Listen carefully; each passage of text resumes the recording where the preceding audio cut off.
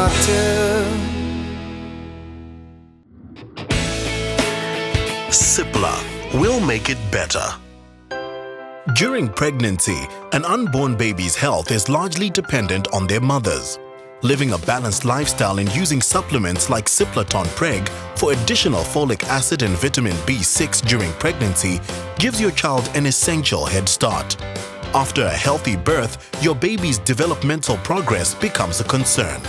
There's no doubt that parents worry more about the physical milestones, and the reason is you can see them. You can see when your baby walks, and you can compare it very easily from your baby to another baby or from two siblings. Whereas your emotional milestones are much more subtle. So what often happens is that we'll have a mum who's very focused on when does her baby talk, when does her baby walk, and that type of thing. And so she's stimulating her baby a lot in order to get those physical milestones.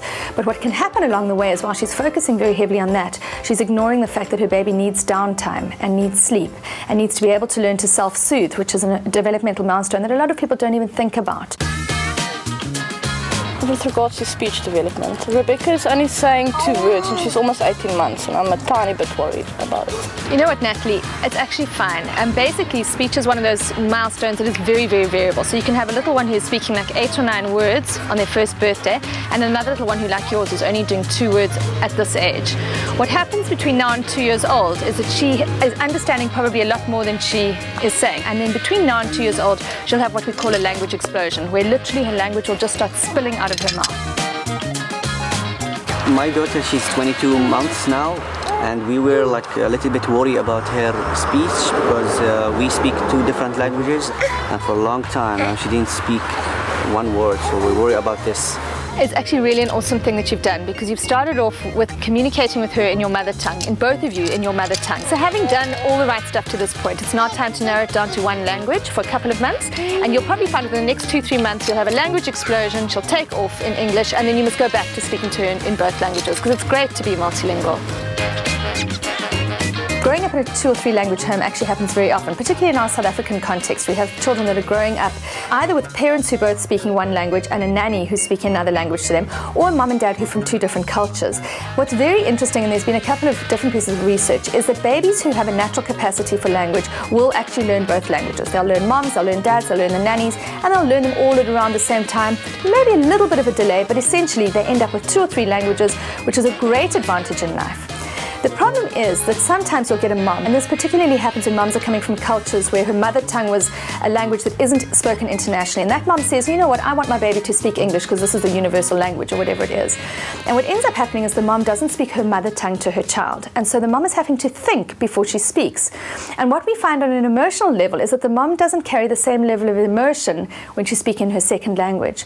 So we actually always say to mums, speak in your mother tongue, because that's a language in which you coochie-coo your baby and you nurture them and you love them, and that carries a huge amount of emotional tone, which is very, very important. Well, stimulation groups, it's an interesting thing. The first thing I'd like to say is that if you don't have the opportunity to join a stimulation group because you're a working mum or because you don't have the money to join them because they're expensive, don't take on the guilt. Don't even worry about it, because just being with your baby and just stimulating them and just being alive in our world is absolutely fine for your baby. But let's say you've got the opportunity to join one of these groups. Let's have a look at the value of them. Well, I do think they hold value. They hold value firstly for the mum, just because being a mum at home can be very, very lonely. So actually getting out and into a group where there are other mums can be an absolutely wonderful experience, and you can make some of the best friends of your life in those early days with your baby. So yes, get out, but realize that a lot of the value is actually just for you, all right? So that means that if your baby is sick or tired or cranky that day or starts to cry halfway through the group, don't push it. You can take your baby home. With my son, I started from 6 months old, and I loved it because it was my first baby. I could meet lots of moms, and I could see he grew in the development almost every week. He loved being part of the music, and he loved getting involved in the fine motor things.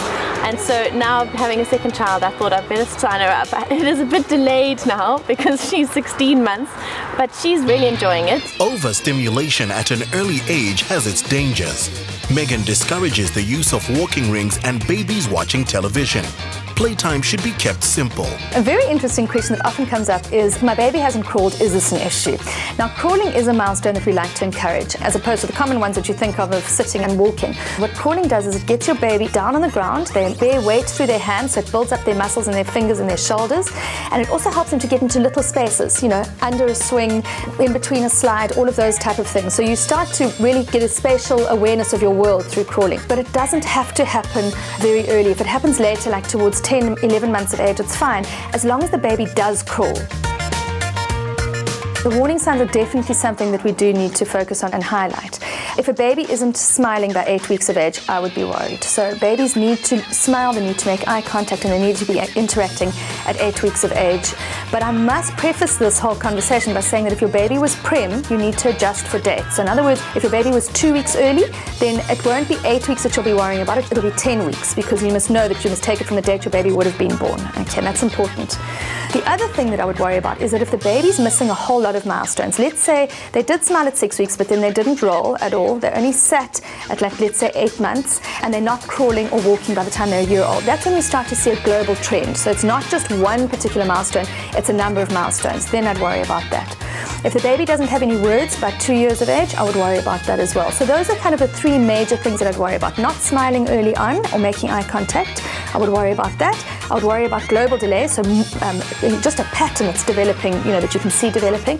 And I would worry about language if it isn't there by 2 years of age. Once your baby has completed these important milestones around age 3, your child should be independent, have the ability to remain calm when stimulated, and interact with people. Cipla will make it better.